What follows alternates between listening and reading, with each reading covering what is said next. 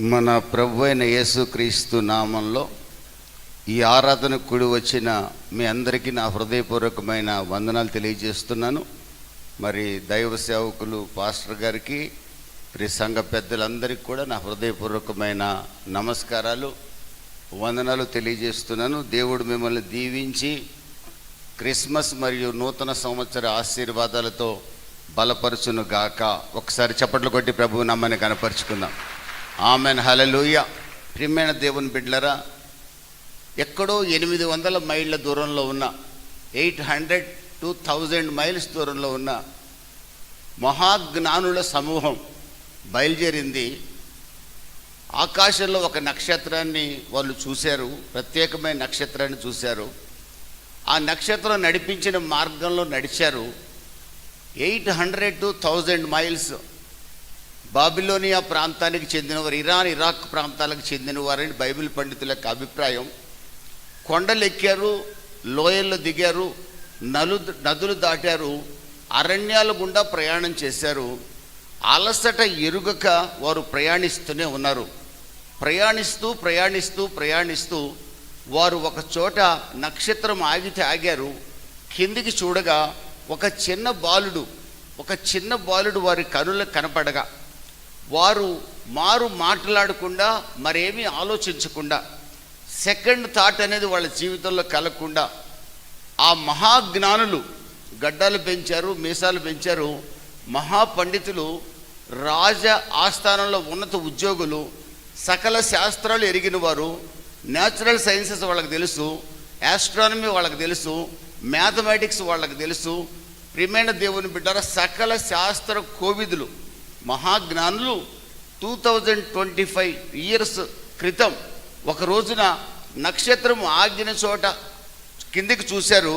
ఒక చిన్న బాలుడు కనబడగా వారు సాష్టాంగ నమస్కారం చేశారు. వారిని నాలాంటి వాడు మీరెందుకు ఆ చిన్న బిడ్డకు నమస్కారం చేశారని అడుగుంటే, ఇతడు చిన్న బిడ్డ కాదు, లోకాన్ని పాపం నుంచి విడిపించడానికి దిగి వచ్చిన లోకరక్షకుడని వారి సమాధానం చెప్పి ఉండేవాళ్ళు. చప్పట్లు కొట్టి ప్రభువు నామాన్ని కనపరుచుకుందాం. దేవునికి స్తోత్రం కలుగునుగా. హల్లెలూయా. మహాజ్ఞానుల చేత ఆరాధించబడిన వ్యక్తి యొక్క ఒక చిన్న బిడ్డ యొక్క పుట్టిన దినాల సందర్భంగా ఈ క్రిస్మస్ అనే పండుగను మనం జరుపుకుంటున్నాం. ఆ బిడ్డ పుట్టాడు, పెరిగాడు, మరణించాడు, పాతిపెట్టబడ్డాడు, పునరుద్ధానుడై తిరిగి లేచాడు. హెబ్రీ 7:25-26 వాక్యాల ప్రకారం ఈరోజు మన కొరకు ఆయన ప్రార్థన కూడా చేస్తున్నాడు.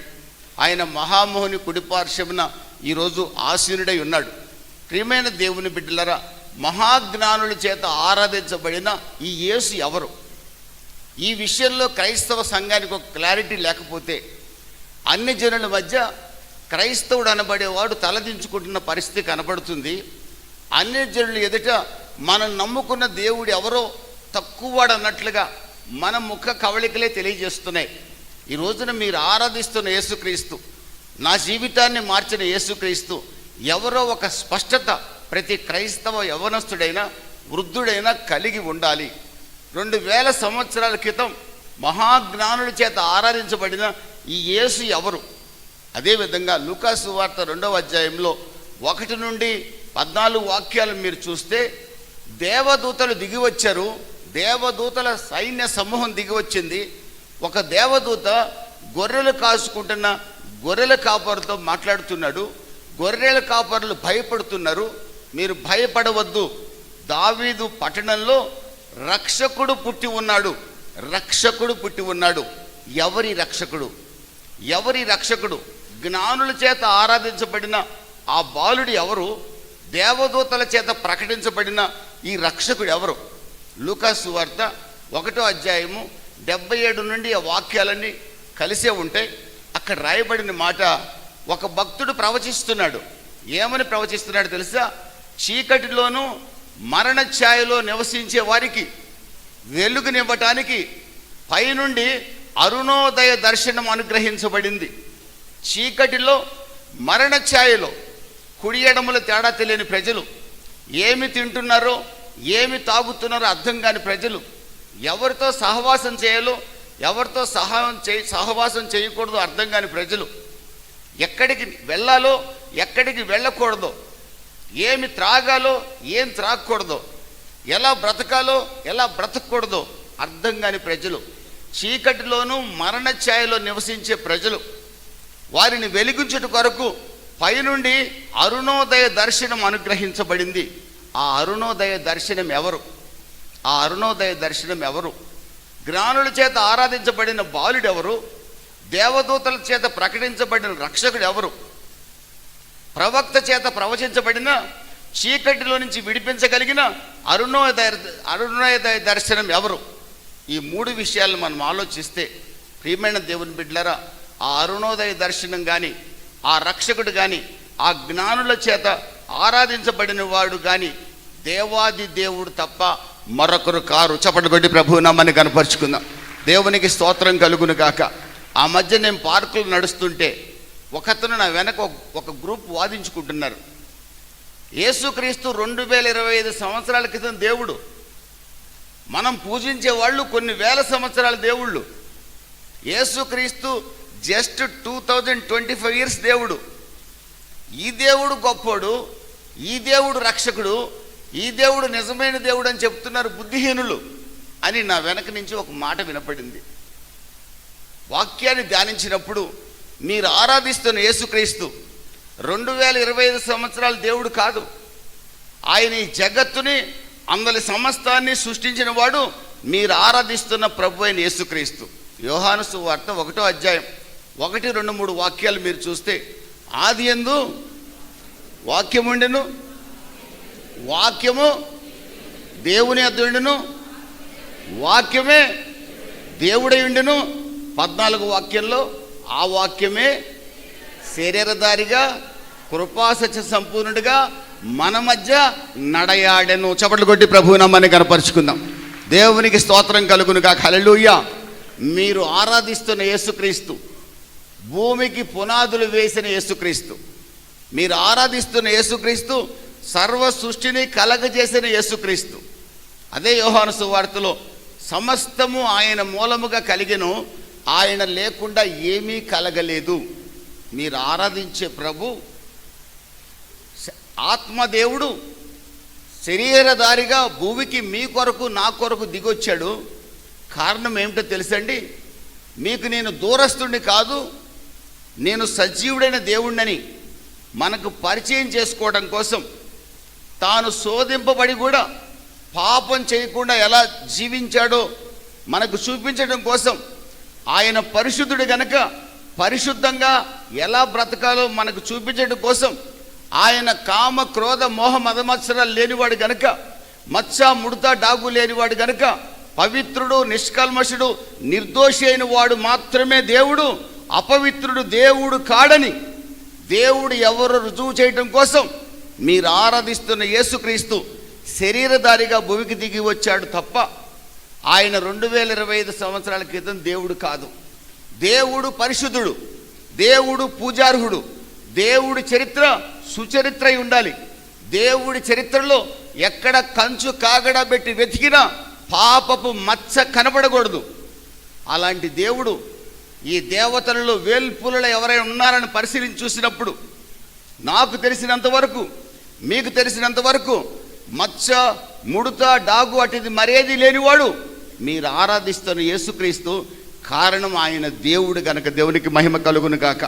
ప్రియమైన దేవుని బిడ్డలారా, మీరు ఆరాధిస్తున్న ప్రభువైన అయిన యేసుక్రీస్తు దేవాది దేవుడు. హెబ్రీయులకు రాసిన పత్రిక 1వ అధ్యాయం 4వ వాక్యంలో రాయబడిన మాట, ఆయన దేవుని మహిమ యొక్క తేజస్సును, ఆయన తత్వము యొక్క మూర్తిమంతమునై ఉండి తన మహత్తు గల మాట చేత సమస్తమును నిర్వహించాడు. Exact representation of God. Jesus is nothing but exact representation of God. దేవుని యొక్క ప్రతిబింబం ఆయన. సర్వాధికారి అయిన దేవుడు మీరు ఆరాధిస్తున్న ప్రభు అయిన యేసుక్రీస్తు. ఈ విషయంలో మనకు క్లారిటీ లేకపోతే పిల్ల దేవుళ్ళు, చిన్న దేవుళ్ళు, పెద్ద దేవుళ్ళు అన్నట్లుగా రకరకాల తత్వాలతో మనం వెళ్ళిపోతాం. మీరు ఆరాధించే ప్రభు ఈ ట్రినిటీ అని, త్రిత్వం అని మీరేం కంగారు పడకండి. త్రిత్వాన్ని గురించి మాకేం అర్థం కావట్లేదని కంగారు పడొద్దు. నాకు అర్థం కాదు. నాకు తెలిసింది ఒక్కటే, నేను దండం పెట్టే దేవుడు దండం పెట్టే యేసుక్రీస్తు ఈ సృష్టిని కలగజేసిన వాడనే మాట నేను నమ్ముతాను. ఆ దేవుణ్ణి ఆరాధించడానికి ఇష్టపడతాను. దేవునికి స్తోత్రం కలుగును గాక. తన మహత్తు గల మాట చేత సమస్తాన్ని నిర్వహిస్తున్నాడు. దేవుని మహిమ యొక్క తేజస్సు ఆయన తత్వం యొక్క మూర్తిమంతమై ఉన్నాడు. యోహాను సువార్త 14వ అధ్యాయంలో ఫిలిప్పు అడుగుతాడు, ప్రభువా మాకు తండ్రిని చూపించు, మాకు తండ్రిని చూపించు, దేవుడెవరో మాకు చూపించు. ఫిలిప్పు 3.5 సంవత్సరాలు తిరిగావు కదా ఫిలిప్పు, 30 ఏళ్ల క్రితం బాప్తిసం పొందావు కదా ఫిలిప్పు, ఇంకా తండ్రిని చూపించమంటావేంటి? నన్ను చూసినవాడు తండ్రిని చూసినట్టే. అదే యోహాను సువార్త 10వ అధ్యాయం 30వ వాక్యంలో, యోహాను సువార్త 10వ అధ్యాయం 30వ వాక్యంలో అంటాడు, నేను తండ్రి ఒక్కరై ఉన్నాము. దేవునికి స్తోత్రం కలుగును గాక. I'm nothing but father. నేను తండ్రి ఏకమై ఉన్నామంటున్నాడు. వీఆర్ వన్ అంటున్నాడు. మీరు ఆరాధించే దేవుడు 2025 సంవత్సరాల క్రితం దేవుడు కాడు. పసిబాలుడిగా ఈరోజు కూడా మీ ఒడిలో పెట్టుకొని యేసు ప్రభుని ఊహించాల్సిన అవసరంలా. పసిబాలుడైన యేసు ప్రభు ఫోటో పెట్టుకొని దండం పెట్టాల్సిన అవసరంలా. యేసుక్రీస్తు పసిబాలుడు కాదు, జగత్తును అందరి సమస్తమును సృష్టించిన వాడు.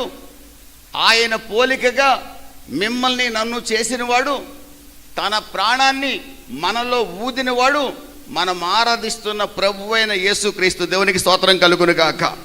మీలో ఉన్న ఆత్మ దేవుడు పెట్టిన దీపం. ఆ దేవుడు ఎవరో కాదు, మీరు ఆరాధించే ప్రభు. నేను జీవిస్తున్నానంటే కారణం నాలో ఊపిరి. ఆ ఊపిరి నా ప్రభు నాకు ఇచ్చిన దానం. ఈ ఆలోచన క్రైస్తవుడు చేయగలిగితే, నాలో ఉన్న ఆత్మ నా ప్రభువైన యేసుక్రీస్తు పెట్టిన దీపం, నేను యేసుక్రీస్తు పోలికగా సృష్టించబడిన వాణ్ణి. ఆదికాండం 1వ అధ్యాయం 26-27లో తన పోలికగా తన స్వరూపమందు నరుణ్ణి చేశాడు. నాసికారంధ్రాల్లో జెనసిస్ 2వ చాప్టర్లో జీవవాయువును ఊదాడు, నరుడు జీవాత్మ అయ్యాడు. మీరు నేను ప్రభువైన యేసుక్రీస్తు యొక్క పోలికగా సృష్టించబడిన వాళ్ళం. కలర్ గురించి ఆలోచించకండి, హైట్ గురించి ఆలోచించకండి. మీరు యేసుక్రీస్తు పోలిక. దేవునికి స్తోత్రం కలుగును గాక. మీరు నమ్మకంగా ప్రభు మీకు ఇచ్చిన రక్షణ కాపాడుకుంటే, హెబ్రీలకు రాసిన పత్రిక 2వ అధ్యాయం 3-4 వాక్యాలు రాయబడినట్లుగా మనము ఎంత గొప్ప రక్షణ కనుక కాపాడుకోగలిగితే, ఉచితంగా ప్రభు మనకిచ్చిన రక్షణ కాపాడుకోగలిగితే, యోహాను రాసిన మొదటి పత్రిక 3వ అధ్యాయం 2వ వాక్యంలో రాయబడింది, ప్రభు రాకడ సమయంలో మనము ప్రభువు పోలికగా మారబోతున్నాం. యేసు ఎలా ఉన్నాడో అలాగా మనం మార్పు చెందబోతున్నాం. మీరు ఆరాధిస్తున్న ప్రభువైన యేసుక్రీస్తు ఈ సృష్టిని అందరి సమస్తాన్ని కలగజేసిన వాడు. యెషయా గ్రంథం 48వ అధ్యాయం 13వ వాక్యం, భూమికి పునాది వేసిన వాడు మీరు ఆరాధిస్తున్న ప్రభువైన యేసుక్రీస్తు. యెషయా గ్రంథం 40:12-14 వాక్యాల్లో రాయబడిన మాట, పుటిసెడితో జలములు కొలిచినవాడు, భూమి యొక్క మంటిని కొలతూచినవాడు, సముద్రానికి హద్దులు వేసినవాడు, సకల చరాచర సృష్టిని చేసినవాడు మీరు ఆరాధిస్తున్న ప్రభువైన యేసుక్రీస్తు. తన మాట చేత సమస్తాన్ని కలగజేసినవాడు మీరు ఆరాధిస్తున్న యేసు సజీవుడైన దేవుడు, ఒకే ఒక నిజరక్షకుడు, ఆయన సృష్టికర్త అనే విషయం మనకు ఒక చక్కటి క్లారిటీ ఉండాలి. ప్రియమైన దేవుని బిడ్డలారా, మీరు ఆరాధించే ప్రభు లోకాన్ని ఎంతో ప్రేమించాడు. ఆయనకి మనమంటే ఎంత ప్రేమ అంటే, తన పోలికగా మనల్ని చేసుకున్నాడు, తన స్వరూపాన్ని మనలో చూసుకుంటున్నాడు. ఆయన తన ప్రజలతో మాట్లాడాలంటే చాలా ఇష్టం అండి. నిర్గమకాండం 25వ అధ్యాయం 8వ వాక్యంలో మీరు చూస్తే, మోషేతో దేవుడు అంటున్నాడు, నేను నా ప్రజల మధ్య నివసించినట్లుగా నా కొరకు ఒక పరిశుద్ధ స్థలాన్ని నిర్మించు మోషే. నేను నా ప్రజలు లేకుండా బ్రతకలేను. నా ప్రజలంటే నాకు ఇష్టం. చదువుకున్న వాడైనా చదువుకోని వాళ్ళైనా, పేదలైనా ధనికులైనా, ఏ జాతి వారైనా ఏ దేశం వారైనా, నా పోలికగా నేను సృష్టించిన మొదటి మానవ దంపతుల నుంచి పుట్టారు గనుక మధ్యలో వీళ్ళు కులాలు పెట్టుకున్నారు, మతాలు పెట్టుకున్నారు, వాళ్ళు అన్నీ కంపు చేసుకున్నారు. ఆ కంపు నాకు అనవసరం. నేను సృష్టించిన మొదటి మానవ దంపతుల నుంచి పుట్టిన ప్రజలు గనక మోషే నా ప్రజలంటే నాకు ఇష్టం, వారి మధ్యలో నివసించాలని నా ఆకాంక్ష. నా కొరకు ఒక పరిశుద్ధ స్థలాన్ని నిర్మించమన్నాడు. దేవుడు మానవుల మధ్య నివసించడానికి ఇష్టపడతాడు. ఇప్పుడు కూడా మీ మధ్య పరిశుద్ధాత్మ దేవుడు సంచరిస్తున్నాడు. చప్పట్లు కొట్టి ప్రభువు నామాన్ని కనపరుచుకుందాం. మీ మధ్య పరిశుద్ధాత్ముడు దేవునిగా సంచరిస్తున్నాడు. మీరు నేనంటే దేవునికి చాలా ఇష్టం అండి. కారణం మన ఊపిరి, మనలో ఉన్న ఆత్మ ఆయన పెట్టిన దీపం. మనం చరిస్తున్నాము, మనం నడుస్తున్నామంటే ఆయన కృప. మన ప్రాణం ఆయింది, మన పోలిక అయింది, మనం ఆయన ప్రతిబింబాలం, మనం ఆయన ఇమేజ్. మనం అంటే చాలా ఇష్టం. మన మధ్యలో నివసించాలని ఆయన ఆశ. ఆయనకి ఇష్టమైన మన నోటి దగ్గర ఏదైనా ఉంటే ఆయన ఎంత బాధపడతాడో ఆలోచించండి. ఆయన పోలికగా సృష్టించిన మన దగ్గర అప్పుడప్పుడు రాత్రిపూట ఇది పోతుంటే ఆయన ఎంత బాధపడతాడో ఆలోచించండి. ఎందుకంటే ఆయన పరిశుద్ధుడైన దేవుడు అండి. ప్రియమైన దేవుని బిడ్డలారా, మానవుల మధ్యలో నివసించాలని ఆయన ఆశ. ఆదికాండం 3వ అధ్యాయంలో చల్లని పూట ప్రతిరోజు సాయంకాలం ఆదాము అవ్వలతో మాట్లాడిన దేవుడు. మనుషుడంటే చాలా ఇష్టమండి ఆయనకి. కారణం ఆయన పోలికగా మనల్ని చేశాడు కనుక. పరిశుద్ధ స్థలాన్ని నిర్మించు, అక్కడ నేను ఉంటానని మోషేతో చెప్పాడు. ఆయన ఎంత చెప్పినా మనుష్యులు దేవుణ్ణి తమ మధ్య నివసింపనీయకుండా ఇష్టానుసారమైన జీవితాన్ని జీవిస్తూ, పాపి హృదయంలో దేవుడు ఉండలేడు గనక మానవుడు దేవునికి దూరం అవుతూనే వస్తున్నాడు. కానీ దేవుడు మానవుడిని వెంబడిస్తూనే వస్తున్నాడు. మానవుడు పాపం చేసి మహిమను పోగొట్టుకుంటున్నాడు. రోమా 3:23 ప్రకారం ప్రతి వాని గొంతుక తెరిచిన సమాధిగా మారింది. మానవుడు దేవుడిని విడిచి పరిగెత్తునే ఉన్నాడు, కానీ దేవుడు మానవుడు వెంట పరిగెత్తుతూనే ఉన్నాడు. ఏ విధంగానైనా కొలసి 1:13 రాయబడినట్లుగా సాతాను రాజ్య సంబంధిగా ఉన్న మానవుణ్ణి, పాపము చేసి సాతాను రాజ్య సంబంధిగా మారిన మానవుణ్ణి తన రాజ్య సంబంధిగా చేసుకోవాలని, తన కౌగిల్లో నుండి జారిపోయిన మానవ సంతతిని తిరిగి తన కౌగిల్లోకి చేర్చుకోవాలని దేవుడు పరుగు పెడుతూనే ఉన్నాడండి. బలులు అర్పించమని చెప్పాడు. బలుల్లో కూడా మానవుడు మోసం చేస్తున్నాడు. దేవుడికి అర్థమైంది, నరుని హృదయాలోచన కేవలము చెడ్డదని దేవుడు చూశాడు. అతని తలంపులు భయంకరమైనవని దేవుడు చూశాడు. కానీ మానవుని విడిచిపెట్టి పోలేకపోయాడండి ఆయన. ఎందుకు ప్రభువా విడిచిపెట్టి పోలేకపోతున్నావు? నేను విడిచిపెట్టి పోలేను. కారణం నా స్వరూపమందు నా పోలికగా నేను మాట్లాడుతూ మానవుడితో సహవాసం చేయాలని నేను సృష్టించా. కానీ మానవుడు నా సహవాసం వద్దనుకున్నాడు. మానవుడు నా సహవాసానికి దూరంగా పారిపోతున్నాడు. నా కౌగిల్లో చేర్చుకోవాలని నా హస్తాన్ని చాపుతున్నాను. యెషయా 59:2 ప్రకారం నా హస్తాన్ని చాపుతున్నా. కానీ మానవునికి నాకు మధ్య పాపపు అడ్డు కూడా. మానవుడు చేతులెత్తి ప్రార్థన చేస్తున్నాడు. యెషయా 1:15 మానవుడు చేతులు చూడలేకపోతున్నాను. మానవుడు నోరు తెరిచి కేకలు వేస్తున్నాడు. అతని కేకలు నేను వినలేకపోతున్నాను. కారణం మానవ హృదయం పాపంతో నిండింది కనుక. నేను పరిశుద్ధుడైన దేవుణ్ణి పాపితో సహవాసం చేయలేను. నేను పాపిని ప్రేమిస్తాను. పాపం నుంచి విడిపించబడాలని కోరుకుంటాను. కానీ పాపిని నేను కౌగిలించుకోలేను. పాపి ప్రార్థన నేను ఆలకించలేను. అందుకే పాపిని విడిపించడం కొరకు, ఫాలెన్ హ్యూమానిటీని, పడిపోయిన చెడిపోయిన మానవాళిని విడిపించడం కొరకు, నీతి తప్పి ప్రవర్తిస్తున్న మానవుని విడిపించడం కొరకు ఆత్మస్వరూపిగా ఉన్న నేను, దేవాది దేవుడైన నేను చెడిపోయిన మానవాళిని నీతిమంతులుగా మారితే తప్ప నా కౌగిల్లోకి చేరలేరు కనుక దానికి ఒకటే పరిష్కారం. రక్తము చిందించబడకుండా మానవ పాప క్షమాపణ జరగదు. ఆ రక్తం పరిశుద్ధ రక్తమై ఉండాలి. ఆ పరిశుద్ధ రక్తం ఏ సన్యాసి, ఏ మహానుభావుడు, ఏ సాధు పుంగవుడు, ఏ దేవుడు దేవత అనబడిన వాళ్ళు కనబల్లా. ప్రతి ఒక్కరి రక్తంలో ఏదో ఒక పాపం గమనించాను.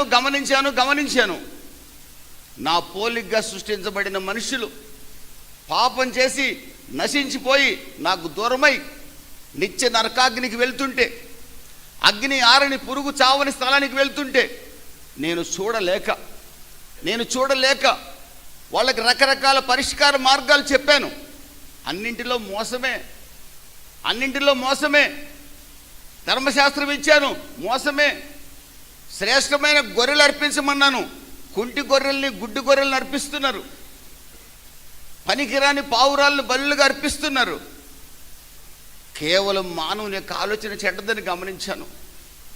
ఏ విధము చేతనైనా చెడిపోయిన మానవాళిని విడిపించడం కొరకు ఆత్మస్వరూపినైన నేను, సర్వ సృష్టికర్తనైన నేను దాసుని స్వరూపాన్ని ధరించుకొని నన్ను నేను రిక్తునిగా చేసుకోవడానికి భూమికి దిగొచ్చాను. మానవ పాప పరిహారార్థమై పరిశుద్ధమైన రక్తం చిందించబడాలి గనక, ఆ పరిశుద్ధ రక్తం దేవాది దేవుడైన నాలో మాత్రమే ఉంది గనక, పరిశుద్ధ రక్తం ఒక్కటే పాపిని క్షమించగలిగదు గనక, పరిశుద్ధుడొక్కడే పాపిని క్షమించగలడు గనక, ఆ పరిశుద్ధుడు నేను, నా రక్తమే పరిశుద్ధ రక్తం గనక నేను శరీరధారిగా భూమికి దిగొచ్చాను. మానవ పాప పరిహారార్థమై కల్వారి శిలువలో ఆకాశానికి భూమి మధ్య వేలాడుతూ అమూల్యమైన రక్తాన్ని చిందించాను. చప్పట్లు కొట్టి ప్రభువు నామాన్ని కనపరుచుకుందాం. ఆమెన్, హల్లెలూయా. మనుష్యుని నీతిమంతునిగా చేసి సాతాను కబంధ హస్తాల్లో ఉన్న మానవుణ్ణి నా రాజ్యంలో చేర్చుకోవాలని ఆశతో నేను భూమికి నరావతారిగా దిగి వచ్చాను. ఆ దిగి వచ్చిన రోజే క్రిస్మస్గా మీరు జరుపుకుంటున్నారు. ఈ క్రిస్మస్ దినాల్లో క్రైస్తవుడు నేర్చుకోవాల్సింది, నన్ను ఎరిగిన వారు నేర్చుకోవాల్సింది, నేను దేవుడిని వాళ్ళు స్పష్టంగా గుర్తించాలి. నేను ప్రేమమయుడని వారు గుర్తించాలి. పడిపోయిన మానవుణ్ణి తిరిగి దేవుని రాజ్య సంబంధిగా చేయడం కోసం, అనీతిమంతుడిని నీతిమంతునిగా మార్చడం కోసం, నిత్య నరకాగ్నికి వారసుడిని నిత్య రాజ్యానికి వారసుడిగా చేయడం కోసం 2025 సంవత్సరాల క్రితం యెషయా 7:14 ప్రవచించబడినట్లుగా, మీకా 5:2 ప్రవచించబడినట్లుగా బెత్లెహేములో కన్య మరియ గర్భంలో పుట్టాను, పశువుల పాకలో పెట్టబడ్డాను. మిమ్మల్ని నీతిమంతునిగా చేయడం కోసం నేను దరిద్రతను అనుభవించాను. నేను ఎవరినో తెలుసా?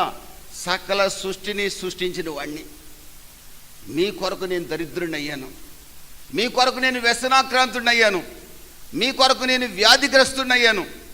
10,000 మందిలో అతిసుందరుణ్ణి వికారిగా మారాను, స్వరూపమైన సొగసైన లేనివాడిగా మారాను. పిడిగుద్దులు తిన్నాను, ముళ్ళ కిరీటం పెట్టించుకున్నాను, ఉమ్మి వేయించుకున్నాను. ఎందుకో తెలుసా? నీవంటే నాకు ప్రేమ. నువ్వు సాతాను చేతుల్లో ఉండి పాప ఊవిలో పడి నీ భార్య పవిత్రతను ప్రేమిస్తుంది. నువ్వు పాపాన్ని ఆహారంగా భుజిస్తావు. పాపాన్ని ఆహారంగా భుజించిన వ్యక్తిని ప్రభు నాతోనే మాట్లాడుతున్నాడు. నువ్వు పాపాన్ని ఆహారంగా భుజించే వ్యక్తివి. నీ భార్య పరిశుద్ధతను ప్రేమించేది. మీ ఇద్దరికి పొత్తు కుదరదు. నువ్వు సనాతనమైన సాంప్రదాయ భక్తి అంతా చేసావు, విగ్రహారాధనలో మునిగి తేలావు.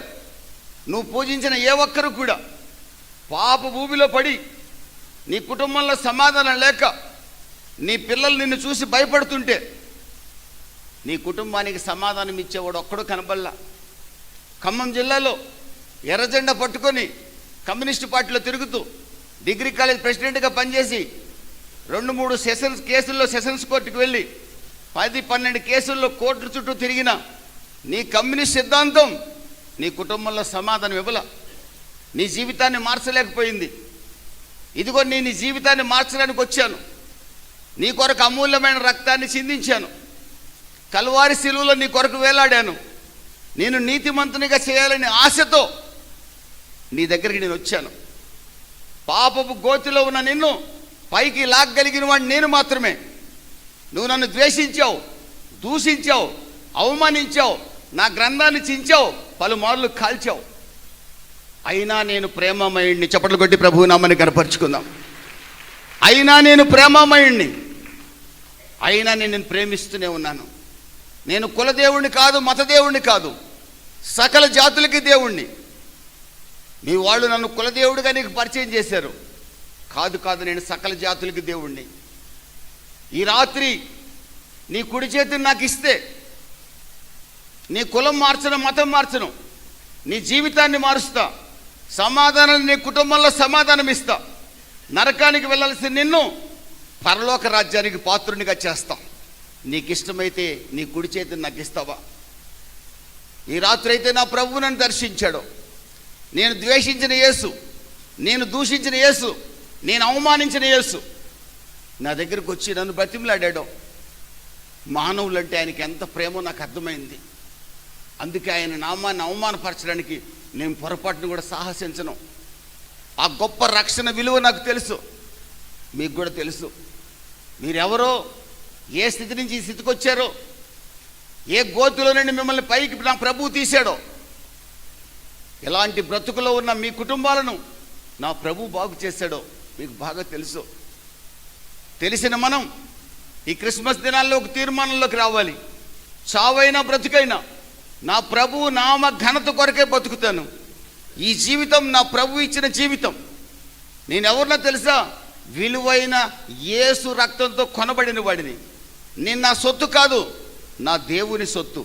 మీరెవరి సొత్తో మీరు ఆలోచించండి. ప్రియమైన దేవుని బిడ్డలారా, చెడిపోయిన నాలాంటి వాడిని విడిపించి నీతిమంతునిగా చేయడం కోసం 2 కొరింథీ 5:21 రాయబడింది. పాపమెరుగని యేసుక్రీస్తు నన్ను నీతిమంతునిగా చేయడం కోసం పాప ముద్దగా మారాడు, శాపమైపోయాడు. ఎఫెసీ 2:1-2-3 ప్రకారం అపరాధముల చేత, పాపముల చేత చచ్చిన నన్ను మిమ్మల్ని విడిపించడం కోసం ఆయన చనిపోయాడు. 2:7 రాయబడింది, ఉచితంగా ఫ్రీగా రక్షణ ఇచ్చాడు. నేను ఏ పూజారి దగ్గరికి వెళ్ళి 10 రూపాయలు ఇచ్చి రక్షణ కొనుక్కోలా, ఏ పాస్టర్ దగ్గరికి వెళ్ళి 100 రూపాయలు ఇచ్చి రక్షణ కొనుక్కోలా. ఎవరైనా మీకు బాప్తిసం ఇచ్చినందుకు 10 రూపాయలు తీసుకున్నాడంటే వాడు అబద్ధికుడు. మీకు ఉచితంగా బాప్తిసం ఇచ్చి తీరాలి. మీరు ఉచితమైన రక్షణ, ఫ్రీగా నా దేవుడు రక్తం చిందించి ఇచ్చిన రక్షణ అండి ఇది. ఆయన రక్తధారలు ఈరోజు కూడా మన కొరకు కారుస్తూనే ఉన్నాడు. రక్షణ లేని వాళ్ళకి ఈరోజు కూడా సిద్ధంగా ఉంది. రాత్రి జహీరాబాద్ చర్చిలో వాక్యం చెప్పిన తర్వాత ఒక వ్యక్తి నా దగ్గరకు వచ్చి ఏడుస్తున్నాడు. నేను ఘోర పాపిని, వాక్యం నన్ను కదిలించింది, నా హృదయాన్ని మార్చుకుంటున్నాను, నా కొరకు ప్రార్థన చేయండి.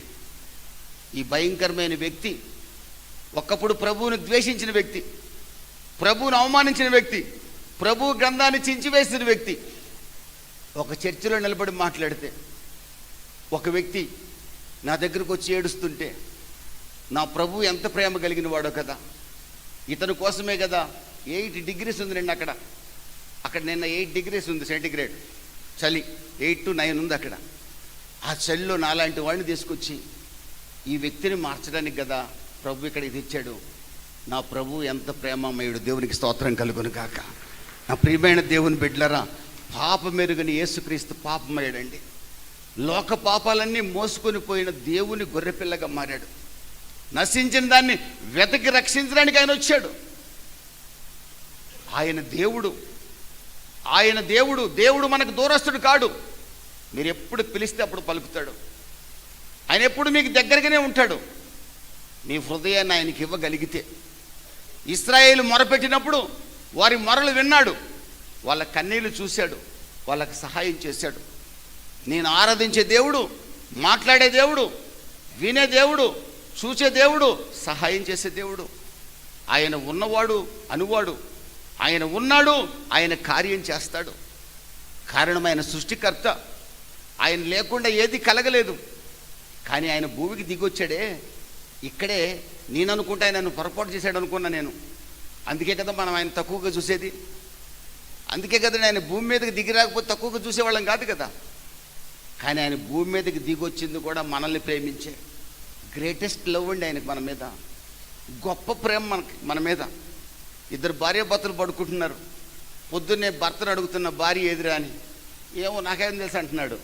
వాడు అప్పుడే ముక్కలుగో సూట్ కేసులో పెట్టేసి ఉన్నాడు. సెల్ఫీ తీసుకోవడానికి తీసుకుపోయిందట నది దగ్గరికి. సెల్ఫీ తీసుకుందారా, నీ ముఖం బాగా అందంగా ఉందని. ఆ సెల్ఫీ తీస్తున్నట్టే నటిస్తుందంట. వాడు నదిలో పోయాడంట. వాడు అమ్మాయి భర్తేడమ్మా అంటే ఏమో నాకేం తెలుసు అంటాను. మానవ సంబంధాలు భయంకరంగా మారుతున్న సందర్భాలు, ఎవరిని నమ్మాలో ఎవరిని నమ్మకూడదు అర్థం కాని పరిస్థితులు, తల్లిదండ్రులు పిల్లల్ని నమ్మలేని స్థితి. కారణం మన ముత్తాత దేవుడి గుండెల మీదే తన్నాడు ఏదైనా తోటలో.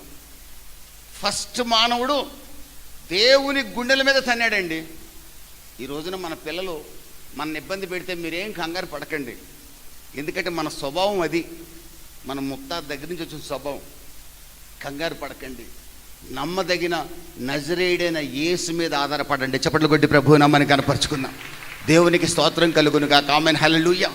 యేసుక్రీస్తు సృష్టికర్త, యేసుక్రీస్తు దేవుడు, యేసుక్రీస్తు చెడిపోయిన మానవాళిని విడిపించుట కొరకు దిగి వచ్చినవాడు. 2025 ఇయర్స్ క్రితం ఈ కార్యం ఎందుకే జరిగిందండి. ఈ కార్యం ఎందుకే జరిగింది. ఆ క్రిస్మస్ పేరుతో రకరకాలుగా బిజినెస్ జరుగుతుంది, కానీ ఆ ప్రభు అయిన యేసుక్రీస్తుని గుండెల్లో హత్తుకొని గుండెల్లో నివాసింపజేసుకునే వాళ్ళు తక్కువ మంది అయిపోయారు. ప్రభు అయిన యేసుక్రీస్తు అనే దేవుడిచ్చిన బహుమానాన్ని దేవుడే బహుమానంగా మనకు అనుగ్రహించబడితే ఆ దేవుణ్ణి గుండెల్లో పెట్టి చూసుకునే వాళ్ళు తక్కువైపోయారు. ప్రభు అయిన దేవుడు మీకు ఒక గొప్ప బహుమానం ఇచ్చాడు. ఆ బహుమానం ఏంటో కాదండి, తానే శరీరధారిగా మీ మధ్యకి దిగివచ్చి మిమ్మల్ని ప్రేమించి మీ కొరకు మరణించి పాతిపెట్టబడి పునరుద్ధానుడై తిరిగి లేచి తండ్రి కుడి పార్శ్వమును కూర్చొని మీ అందరి కొరకు ప్రార్థన చేస్తున్నాడు. చప్పట్లు కొట్టి ప్రభువు నామాన్ని కనపరుచుకుందాం. అంత గొప్ప బహుమానం దేవుడు ఇచ్చాడు మనకి. అంత గొప్ప బహుమానం దేవుడిస్తే ఈరోజు ఒక దైవ సేవకుడు ఒక ప్రశ్న అడుగుతున్నాను, నీ జీవితాన్ని ప్రభువుకి ఇవ్వలేవా? అంత గొప్ప గిఫ్ట్ దేవుడు మనకిస్తే మనము దేవుడికి ఏమిస్తాం? మనం దేవుడికి ఏమిద్దాం? దశంభాగం ఇస్తానంటే కాదండి, దశంభాగం కంటే ఎక్కువ ఇవ్వండి. దేవుడికి మీరు ఏమిచ్చినా అది లెక్కలోకి రాదు. ఈరోజు ప్రభు మిమ్మల్ని కొన్ని ప్రశ్నలు అడుగుతున్నాడు.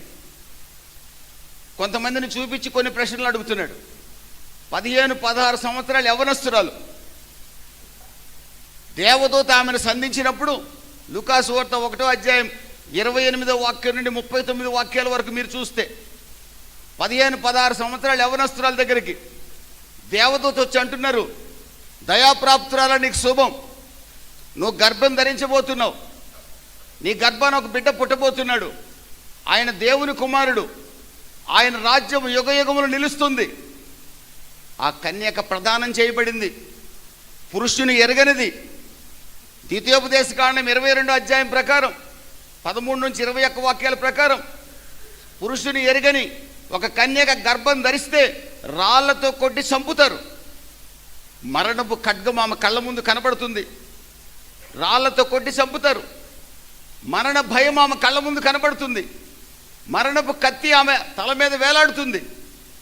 దేవదూత చెప్తున్నారు, నీ గర్భాన్ని దేవుడికి ఇస్తావా? నీ గర్భాన్ని దేవుడు ఎంచుకున్నాడు. యెషయా 7:14 చదివి ఇశ్రాయేలు స్త్రీలు అనేక మంది మెస్సియా నా కడుపులో పుట్టాలని ఆశపడ్డారు, రక్షకుడు మా గర్భంలో పుట్టాలని ఆశపడ్డారు. ఏ కన్యకు లేని అవకాశం నీకు వచ్చింది. దయాప్రాప్తురాలా నీకు శుభం, నీ గర్భాన పుట్టబోతున్నాడు.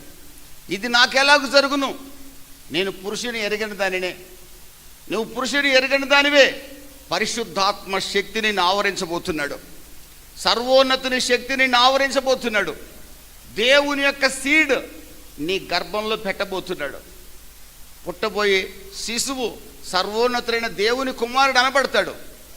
అతడు లోకరక్షకుడు కాబోతున్నాడు. సకల మానవాళి కొరకు అమూల్యమైన రక్తాన్ని చిందించబోయే లోకరక్షకుడు, సర్వలోకాన్ని ఏలగలిగిన వాడు నీ గర్భాన పుట్టబోతున్నాడు. చప్పట్లు కొట్టి ప్రభువు నామాన్ని కనపరుచుకుందాం. ఆమేన్, హల్లెలూయా. ఆ చిన్న బిడ్డ, ఆ కన్యక ఏం చేసింది తెలుసండి? 38వ వాక్యం 1వ అధ్యాయంలో, ప్రభు దాసురాలని ప్రభు చిత్తం సిద్ధించునుగాక, ప్రభు దాసురాలని ప్రభు చిత్తం సిద్ధించునుగాక. ఎన్ని సంవత్సరాలైంది యేసు ప్రభువుని నమ్ముకొని నాకు తెలియదు. మీ నోట ఈ మాట రాగలిగితే మీరు ప్రభువుకి ఈరోజు గొప్ప బహుమానం ఇచ్చినట్టే లెక్క. ప్రభువా, నా జీవితంలో పరిస్థితులు ఎలా ఉన్నప్పటికి కూడా, ఏది ఏమైనప్పటికి కూడా సకలము చేయగలిగిన నీకు నన్ను అప్పగించుకుంటున్నాను. కలవరపడి కొండల వైపు కనులెత్తున్నాను. సహాయం నాకు రాదు, యెహోవా వద్ద నుంచి నాకు సహాయం వస్తుంది. నా సహాయకుడిగా నీవు ఉన్నావు కనుక నా జీవితాన్ని నీకు అప్పగిస్తున్నాను. ఏమైనా సంభవించని, నన్ను చేయబెట్టి నడిపించే నా భార్య నా దగ్గర నుంచి నా ప్రభు దగ్గరికి వెళ్ళిపోతే చాలామంది నేను కుంగిపోయాను అనుకున్నారు, ఇక సేవ చేయాలని అనుకున్నారు.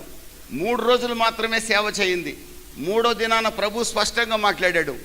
ఉన్నతమైన సేవ ఈ రోజున ప్రభు జరిపిస్తున్నాడు ఈ బలహీనుడి ద్వారా. దేవునికి స్తోత్రం కలుగును గాక. హల్లెలూయా. పరిస్థితులు ఏమైనప్పటికీ, అనుకున్న అంచనాలు తారుమారైనప్పటికీ ఈరోజు ప్రభు నిన్ను నన్ను అడుగుతున్నాడు, మిమ్మల్ని నన్ను అడుగుతున్నాడు. మరియా యవ్వనస్తురాలు, మరణ భయం ఆమె కళ్ళ ముందున్నా, రాళ్ల కుప్ప ఆమె కళ్ళ ముందు కనబడుతున్నా, ధర్మశాస్త్రం ఆమె ఎదురుగా ఉన్నా ప్రభు చిత్తానికి తన జీవితాన్ని అప్పగించుకుంది.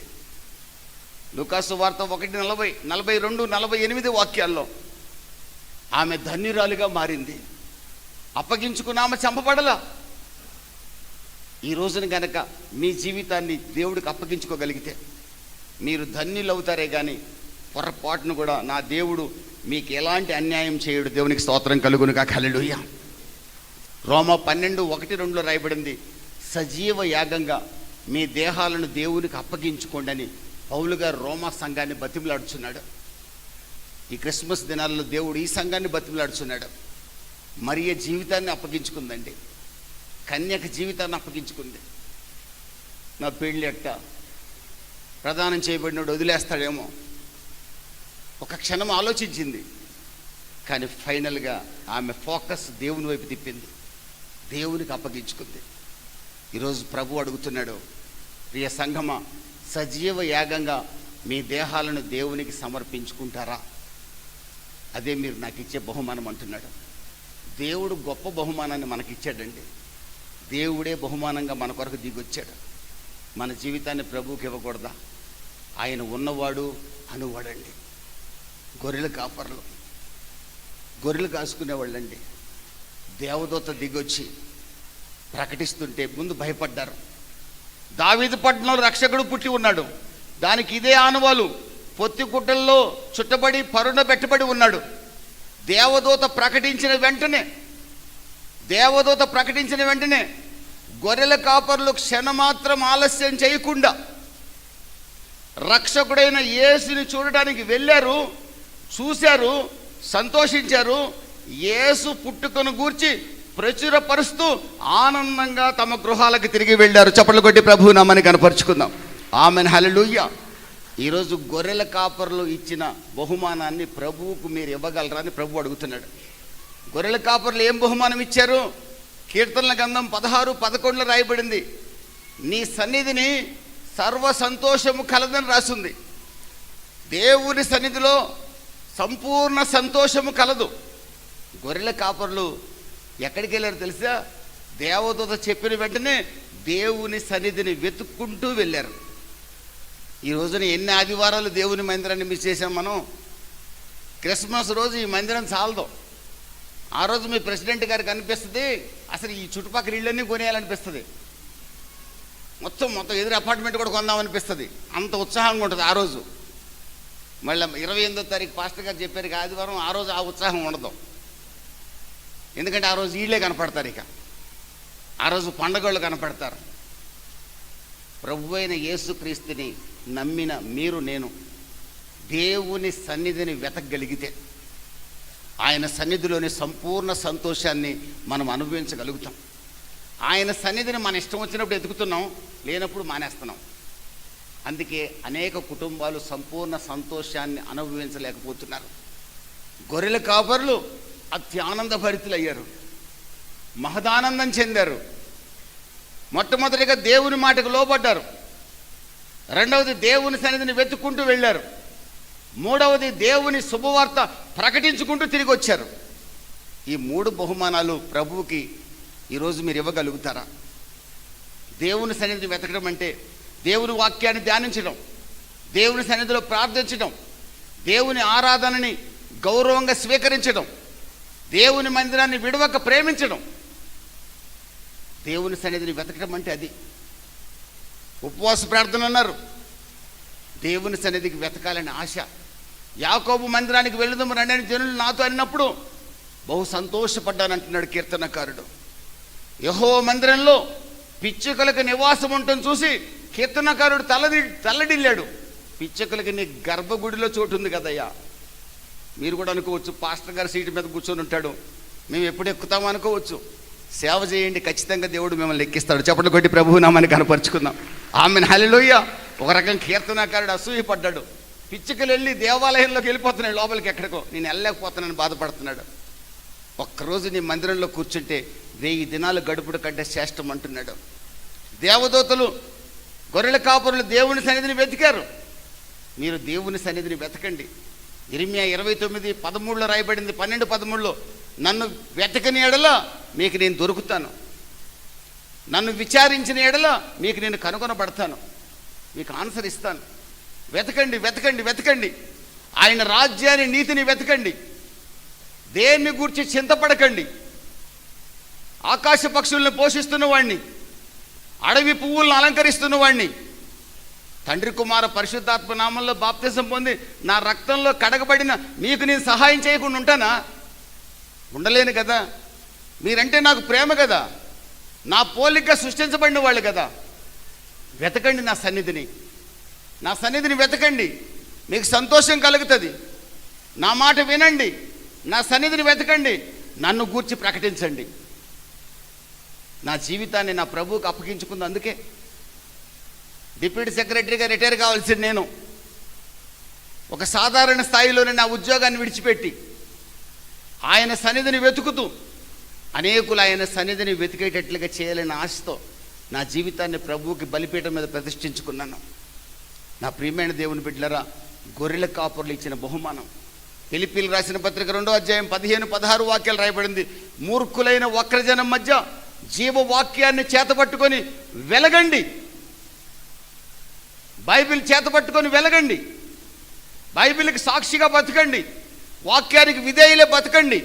గొర్రెల కాపర్లు దేవుడికి ఇచ్చిన బహుమానం అదే.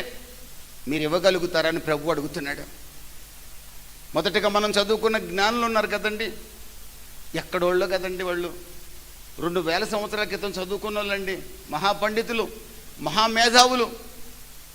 దానియేలు ద్వారా ఒక రకంగా ఇన్ఫ్లుయెన్స్ చేయబడ్డారేమో.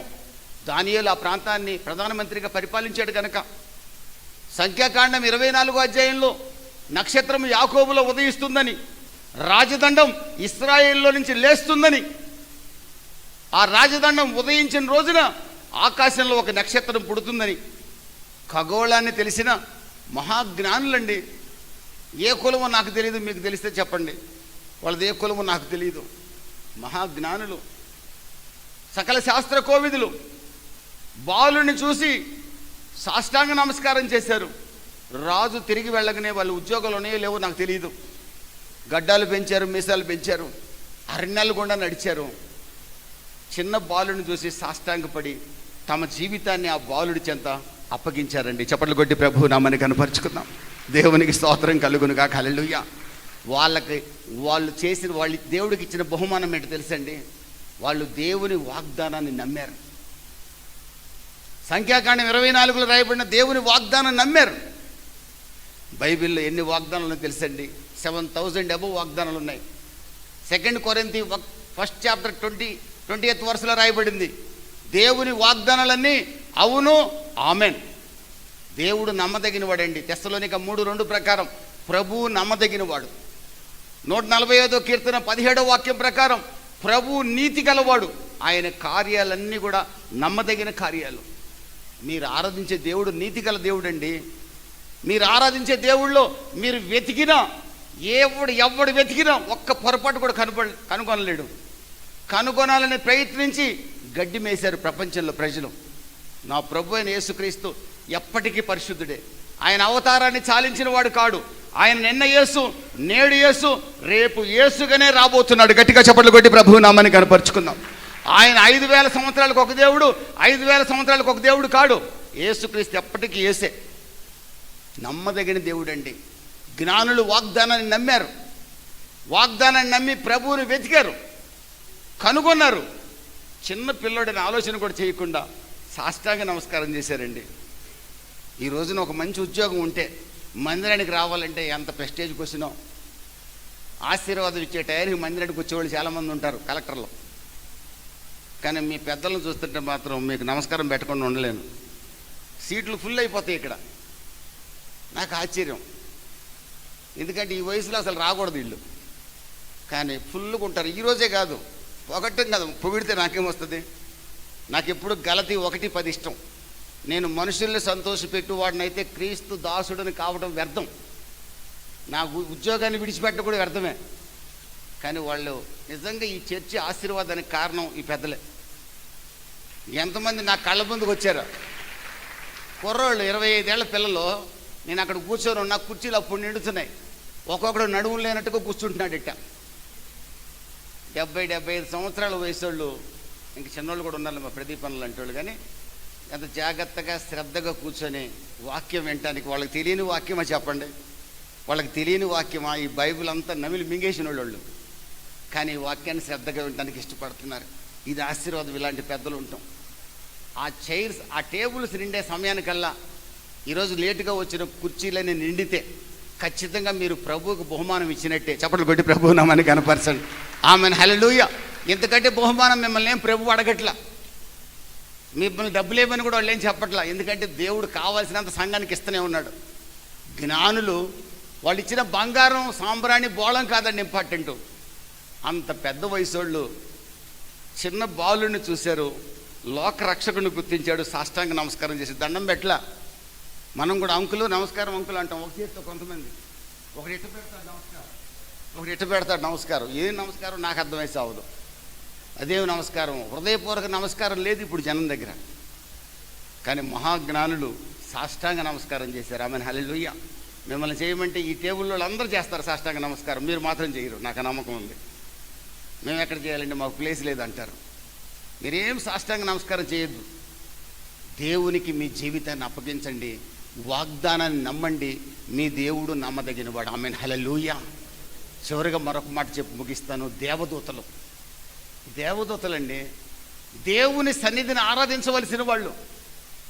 ప్రకటన గ్రంథం 4వ అధ్యాయం 8, 9, 10 వాక్యాలు చూస్తే పరిశుద్ధుడు పరిశుద్ధుడు పరిశుద్ధుడని నిత్యము గాన ప్రతిగానాలు పరలోకంలో చేస్తుంటారు దేవదూతలు.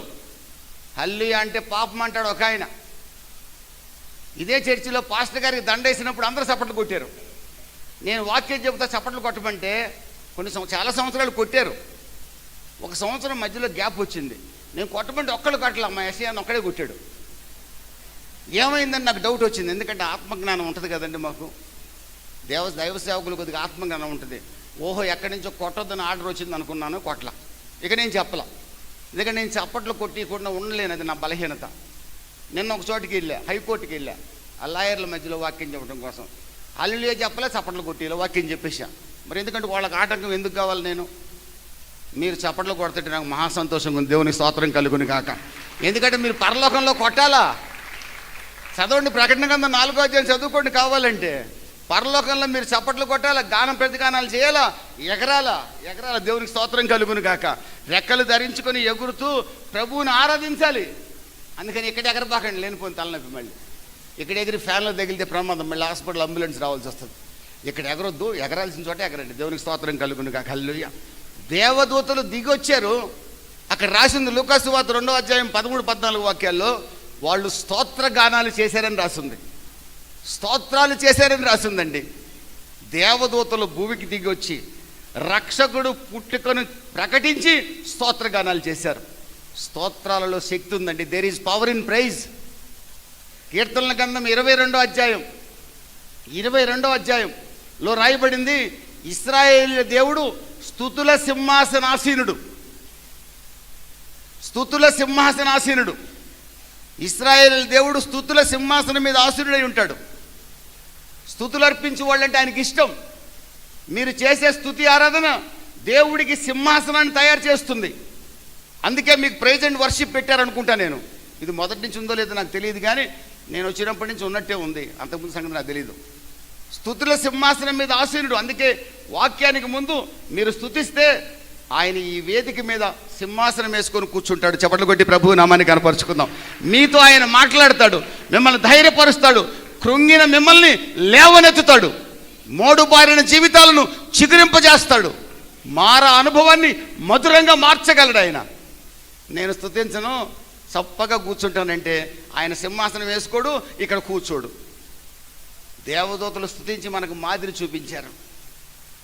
మీరు ఇక్కడ 15 నిమిషాలు ఆరాధన చేశారు కదండి. మీరు ఇంటికి వెళ్ళి ప్రార్థన ప్రారంభించే ముందు కొన్ని నిమిషాలు ప్రభువుని స్తుతించండి. గొప్ప మహిమను మీరు చూస్తారు, గొప్ప శక్తిని మీరు చూస్తారు. మా అక్కలకై చెల్లెళ్ళకైతే వంట చేసేటప్పుడు కూడా దేవుడిని స్తుతించవచ్చు. వంట చేసుకుంటే దేవుడిని స్తుతించుకుంటే మాడబెట్టొద్దు దాన్ని, అన్నాన్ని. ఎందుకంటే స్తుతించే వాళ్ళకి జ్ఞానం ఉంటుంది. జ్ఞానం లేని స్థితి ఉంటుంది అనుకోండి, పక్కనోడు పడిపోతున్నా వీడు అర్థం చేసుకోడు, అది మరి దయ్యం. ఆ సంగతి మనకొద్దు. ప్రభువే స్వయంగా చెప్పాడు, నన్ను ఆరాధించువారు ఆత్మతో సత్యముతో ఆరాధించాలి. 148వ కీర్తన, 149వ కీర్తన, 150వ కీర్తన ఎవరెవరు ఆరాధించాలో తెలుసండి?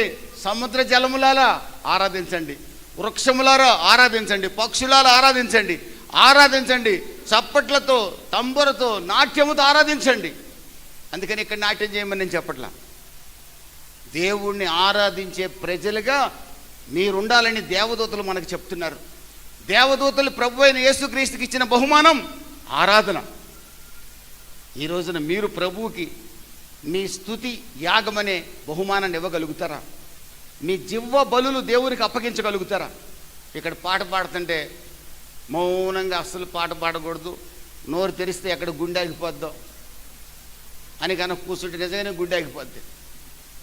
ఇక్కడ ఆరాధన చేస్తుంటే మీరు చప్పట్లు కొడుతూ ప్రభువుని ఆరాధించారనుకోండి, పరలోకం సంతోషించి పరలోకం భూమి మీదకి దిగొస్తుంది. దేవునికి స్తోత్రం కలుగును గాక. ప్రియమైన దేవుని బిడ్డలారా, నా ప్రభు మీ బహుమానాన్ని కోరుకుంటున్నాడు. ఇంతటితో ఆయన పని ముగించలా. మనకు ఒక రాజ్యం ఉంది. 1 తెస్సలోనిక 4:17 రాయబడింది, కాగా మనం సదాకాలం ప్రభువుతో ఉండబోతున్నాం. ప్రకటన 3:21 రాయబడింది, జయించిన ఏ సింహాసనం మీద కూర్చుని ఉన్నాడు. నమ్మకంగా రక్షణ కాపాడుకొని మీ బహుమానాలు ప్రభు ఈరోజు మీతో మాట్లాడిన మీ జీవితాన్ని, మీ ఆరాధనని ఏమండి, ప్రభు యొక్క వాగ్దానాన్ని నమ్మే మీ స్వభావాన్ని ప్రభువుకు అప్పగించగలిగితే, బహుమానాలకు ఇవ్వగలిగితే, ఒక రోజున సదాకాలం ప్రభువుతో మనం ఉండబోతున్నాం. ప్రభు సింహాసనంలో నేను అనుకున్నాను ఆయన పక్కన కూర్చోబెట్టుకుంటాడు అనుకున్నాను. అక్కడ రాసిన మాట చూస్తే నా సింహాసనంలో ఆయన ఒడిలో కూర్చోబెట్టుకుంటున్నాడు. చప్పట్లు కొట్టి ప్రభు నామాన్ని కనపరుచుకుందాం. ఆమెన్, హల్లెలూయా. ప్రకటన గ్రంథం 22వ అధ్యాయం 4, 5, 6 వాక్యాలు రాయబడింది. ఆయన ముఖ దర్శనాన్ని చేస్తూ సదాకాలం ఆయన ముఖాన్ని చూస్తూ, దేవుని ముఖాన్ని కోసం రాత్రిపూట పడుకొని ఒక అక్క అంటుంది, ఈ రాత్రి ప్రభు నా కల్లో కనపడాలని ప్రార్థన చేస్తున్నాను అన్నది. మరి నల్లకి కనపడ తెల్లకి కనపడతాడు నాకు తెలియదు అక్క, మరి నీ ఇష్టం అన్నాను నేను. ఆ ప్రభు కనపడాల్సిన అవసరంలా ప్రభువుని డైరెక్ట్గా చూసే అవకాశం ఒకటి ఉంది మనకి. ప్రకటన గ్రంథం 22, 4, 5, 6 వాక్యాల్లో ఉంది. ప్రభు ముఖ దర్శనాన్ని చేస్తూ యుగయుగములు ఆయనతో జీవించే అవకాశం మనకు. ముద్దు వచ్చింది అనుకోండి, ప్రభుని గట్టిగా పోయి ముద్దు పెట్టుకుంటాం. పాల్మెత్తి మీద ముద్దు వచ్చింది అనుకోండి, ప్రభుకి నన్ను పిలిచి ముద్దు పెట్టుకుంటాడు. వ్యాధి బాధలు, ఆకలి దప్పులు లేని రాజ్యం, బంగారు వీధుల్లో సంచరించే ఆ రాజ్యం, ప్రతి కన్నీటి బాష్ప బిందువు తుడిచివేయబడే రాజ్యం, లేమి లేని ఆ రాజ్యం, కృపాక్షేమాలు మన వెంట నడిచే ఆ రాజ్యం, అదే నిత్య జీవం.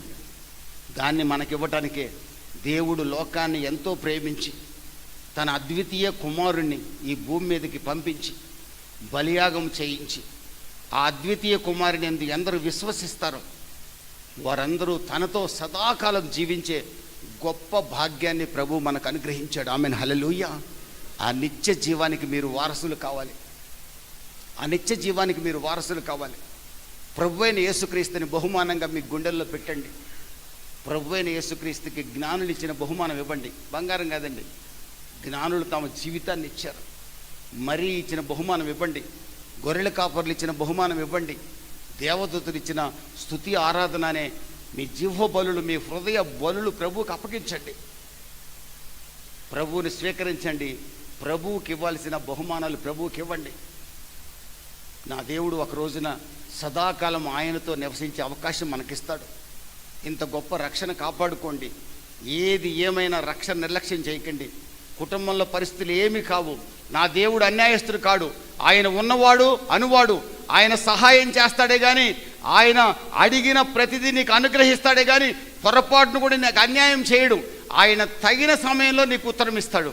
నా నామమున ఏమడిగినా చేస్తానని సెలవిచ్చిన దేవుడు నా చిత్తానుసారమైన ప్రార్థన ఆలకిస్తానంటున్నాడు. అటువంటి దేవుడు మీకున్నాడు. సృష్టికర్త మీ దేవుడు ఉన్నాడండి. ఎక్కడ తలదించకండి. ఎక్కడ యేసుని తల దించుకునేటట్టు చేయకండి అండి. మీకు చేతులు జోడించి నమస్కరిస్తున్నాను. యేసుని తల దించుకునేటట్టు చేయొద్దు. యేసు పేరు పెట్టుకొని యేసు మందిరానికి వస్తూ చెడుతనంతో నీవు నేను ఎక్కడన్నా కనపడితే యేసు తలదించుకుంటాడు. యేసు గాయాలు రేపిన వరం అవుతాం మనం. ఆ ఒక్క పని మాత్రం చేయొద్దండి. నమ్ముకున్న మనం రోషంగా, పౌరుషంగా ప్రభు కొరకు బతకాలి. పౌరుషంగా బతుకుదాం, ప్రభువు కొరకు రోషంగా బతుకుదాం. మన ప్రభు సర్వ సృష్టికర్త. ఆయన త్వరగా రాబోతున్నాడు. నజరేయుడైన యేసు త్వరగా రమ్మని ప్రార్థన చేద్దాం. ఆయన ఆల్ఫా ఒమేగా, ఆయన ఆది అంతమైన దేవుడు. ఆ దేవుడికి మన జీవితాలు అప్పగించుకుందాం. తలలు వంచండి. ఒక తీర్మానం చేయండి. ప్రభువా, మా కొరకు గ్రేటెస్ట్ గిఫ్ట్ని మీరు పంపించారు కదా, బహుమానంగా మీరే భూమి మీదకి దిగొచ్చారు కదా, మా కొరకు బహుమానంగా సజీవ యాగంగా మా కొరకు బలి కావడానికి భూమి మీదకి మీరు దిగొచ్చారు కదా ప్రభువా, మిమ్మల్ని మేము స్వీకరిస్తున్నాం. ఈరోజు మరొకసారి మా గుండెల్లో చేర్చుకుంటున్నాం అయ్యా. జ్ఞానులు ఇచ్చిన బహుమానం, గొర్రెల కాపర్లు ఇచ్చిన బహుమానం, కన్య మరియా తండ్రి నీ చిత్తానికి తన జీవితాన్ని అప్పగించుకుంది. దేవదూతలు తమ ఆరాధనని నైనా మీకు అప్పగించుకున్నారు.